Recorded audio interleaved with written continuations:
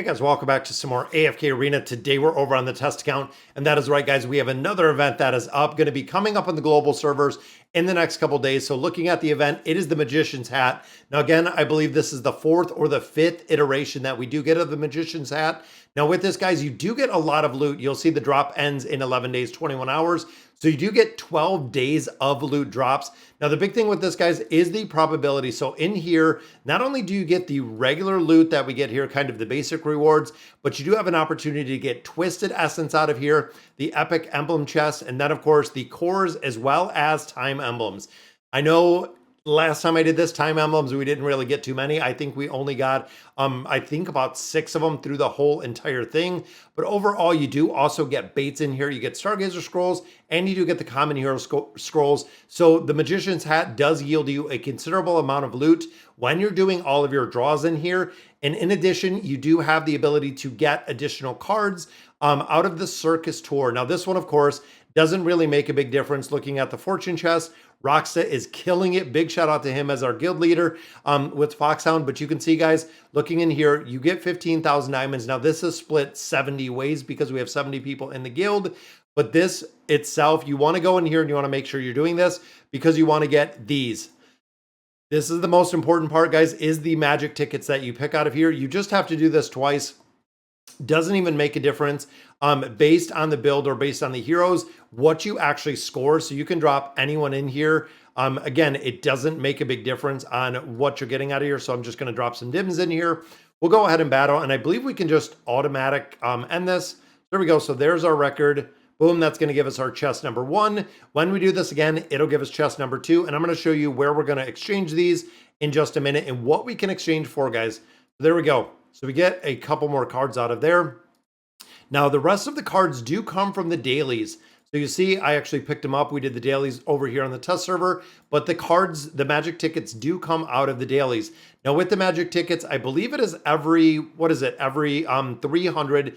So right here, magic trick times 10. Every 300 we get, for one day, we only got 275, but every 300 you do get to draw. That is going to yield you 10 of these circus medals. Now the circus medals you're going to be able to redeem for loot, which we absolutely love, guys. So looking at the exchange right down here, this is where you want to get the loot. Now out of here, there are a couple different priorities. And again, this is super dependent on where your account is. So again, I'm kind of comparing it, if you've watched the channel for a while, to where I am with different resources. So for instance, on my wishlist account, as we're sitting right now, I do not have a lot of heroes that have those plus 30 signature items, which means the Epic Emblem chest is #1 priority for me on the wishlist account. All of my resources are going to go into the Epic Emblem chest because I want to get a lot more heroes up to that plus 30 signature item. Now, looking at some of the other accounts, like my free-to-play account, it is either going to be going in as the elemental cores because I have a lot of the core heroes or the priority heroes already up to usually the plus 30 signature item, if not a little bit higher. Through regular gameplay, you do get a considerable amount of red chests. Now, the elemental cores, of course, it takes 4,500 to get a hero up to that E60. And even if you're driving higher, it is going to be more expensive, which is the reason on the free-to-play account, I would go elemental cores or I would do the baits. Now, of course, the baits, super, super important to build out those beast guys. And the higher that you build them out, because we have multiple formations, the higher that you're building out the beasts, the better those formations are going to perform. So it's kind of a trade-off. Again, if you're a little bit to the later game or even the end game, it is really going to be either the cores or the baits that you're going to be going in there, because a majority of the red chest you're going to get out of a bunch of different avenues. Now for the YouTube account specifically, which is my highest level account, it is all about baits. I am trying to get all of my beasts to level 18 once we get that resonating built up. And again, as we get further within the resonating, hitting, resonating level 9 or level 12 are really the priority for a majority of accounts. At that point, you can focus on building out specific beasts like the seal or the owl and taking them all the way to 18, keeping everyone else at 12, because that's kind of the on par. Again, some players keep them at 9, some players keep them at 12, and then actually build out the rest of the beasts much, much higher.